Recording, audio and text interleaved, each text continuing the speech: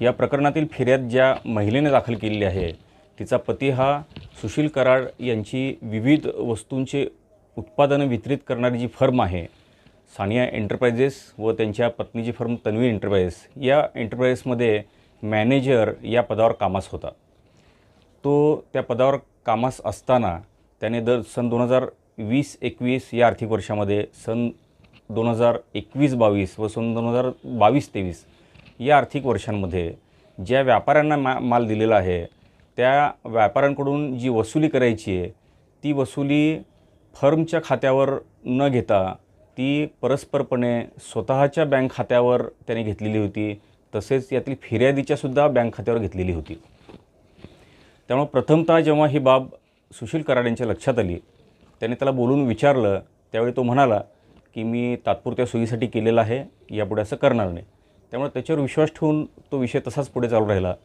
परंतु यातील फिर्यादीच्या पतीने तो प्रकार तसाच परत सुरू ठेवला। त्यानंतर परत वर्षभरानंतर ही गोष्ट जेव्हा लक्षात आली तेव्हा त्या फर्मचे जे कर सल्लागार आहेत यांनी या फिर्यादीच्या पतीस समजावून सांगण्याचा प्रयत्न केला, परंतु त्याने त्या कर सल्लागारावरच अरेरावी केली।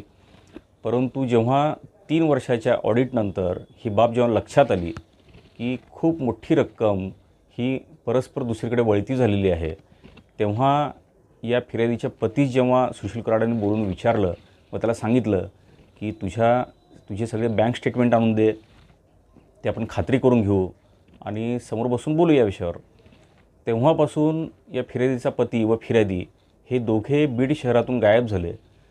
त्यामुळे शेवटी कंटाळून सुशील कराड यांनी त्या दोघांविरुद्ध परळी शहर पोलीस स्टेशनमध्ये भारतीय दंडविधान कलम 406, 408 व 420 या कलमांमुळे गुन्हा दाखल केला। तो गुन्हा त्यांनी 19 जुलै रोजी दाखल केला। परंतु गुन्हा दाखल होऊनसुद्धा आजतागायत ही फिर्यादी किंवा तिचा पती पोलीस स्टेशनला हजर झालेले नाहीत किंवा त्यांनी जामीन घेण्याचा सुद्धा प्रयत्न केलेला नाही। तेव्हापासून हे फरार आहेत आणि फरार असताना या फिर्यादीने एक तक्रारी अर्ज सोलापूर येथील MIDC पोलीस स्टेशनमध्ये दाखल केलेला होता। त्या तक्रारी अर्जाची पोलिसांनी चौकशी केली, तिचा सविस्तर जबाब नोंदवला आणि जबाब नोंदवल्यानंतर पोलिसांच्या असं लक्षात आलं की तक्रारीत घडलेल्या घटना या पूर्णपणे परळी शहरात घडल्या दिसत आहेत। तर त्यांनी त्याला समज दिली की ही तक्रार तुम्ही तिथल्या पोलीस स्टेशनला दाखल करा आणि ती तक्रार निकालात काढली। त्यानंतर फिर्यादीने तशीच तक्रार पोलीस महासंचालकांना पाठवली होती। महासंचालकांनी त्या तक्रारीच्या चौकशीचे आदेश दिले। ती तक्रार बीड पोलिसांकडे पाठवण्यात आली। बीड पोलिसांनी या फिर्यादीच्या घरी नोटीस पाठवली, समजपत्र पाठवलं, तिच्या मोबाईलवर कॉन्टॅक्ट करण्याचा प्रयत्न केला, परंतु ती कुठेच मिळून आली नाही। त्यामुळे पोलिसांनी तिच्या अनुपस्थितीत या पूर्ण प्रकरणाचा तपास केला तेव्हा पोलिसांच्या असं लक्षात आलं की या फिर्यादी आणि तिच्या पतीविरुद्ध जी अपहाराची फिर्याद दाखल झालेली होती त्याला शह देण्यासाठी तिने ही खोटी तक्रार दाखल केलेली आहे। आता ती तक्रार खोटी कशी आहे त्याचे एखादं उदाहरण देता येईल।